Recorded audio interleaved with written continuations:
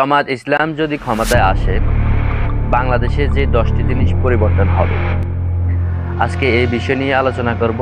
ভিডিওটি শেষ পর্যন্ত থাকবেন। আসসালামু আলাইকুম রহমতুল্লাহি বারকাত।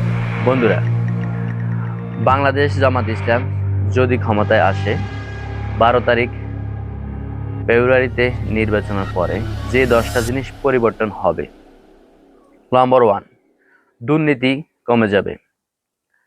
তারা অলরেডি একটি অ্যাপস তৈরি করেছে যার মাধ্যমে দুর্নীতি কমে যাবে, চাঁদাবাজি, টেন্ডারবাজি, ইপটিজিং।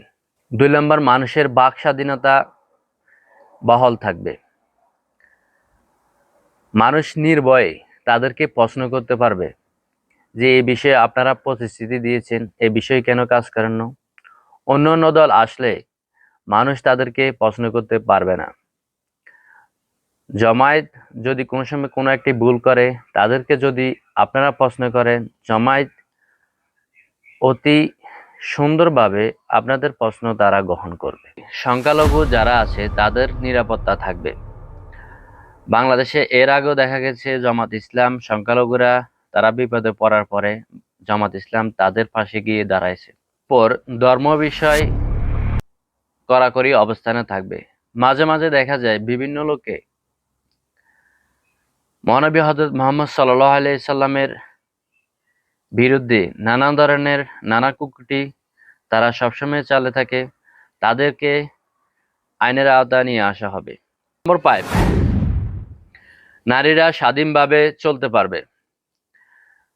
নারীরা স্বাধীনভাবে তারা তাদের কর্মস্থানে যেতে পারবে, কোনো সমস্যা হবে না। এবং কি নারীরা ঘর থেকে বার হলে আগে যেরকম ইপটিজিনের শিকার হতো, এরকম ইপটিজিন থেকে বাঁচতে পারবে আশা করা যায়। নাম্বার 6, শিক্ষা ব্যবস্থায় পরিবর্তন নিয়ে আসবে।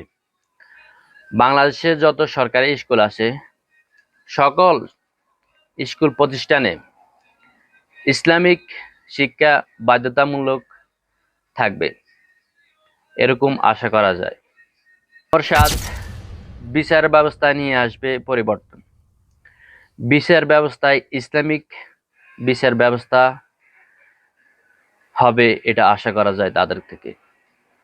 তারা বিগত দিন থেকে ইসলামিক রাষ্ট্র কায়েমের চেষ্টা করতেছে। এমন একটি দেশ তারা করবে, জামায়াতের আমির আশ্বাস দিয়েছে এমন একটি দেশ কায়েম করবে মদিনার মতন। মদিনাতে মানুষ নিরাপদ থাকে, তাদের বাক স্বাধীনতা থাকে, এবং কি তারা তাদের নিজস্ব ব্যবসা বাণিজ্য নিজের মতো করে পরিচালনা করতে পারে।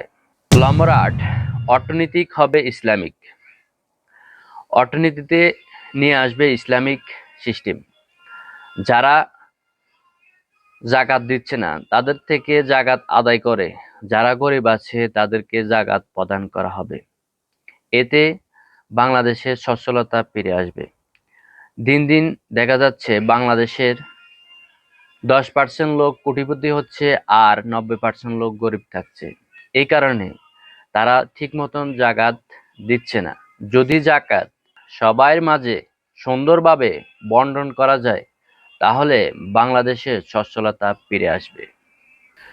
9 নম্বরে, রাষ্ট্রনীতি পরিবর্তন নিয়ে আসবে। আমাদের যে প্রতিবেশী রাষ্ট্র আছে তাদের সাথে সমঝোতা রেখে, এবং কি যারা ইসলামিক রাষ্ট্র পরিচালনা করে তাদের সাথে সুসম্পর্ক রেখে রাষ্ট্রকে সুন্দরভাবে পরিচালনা করবে আশা করা যায়।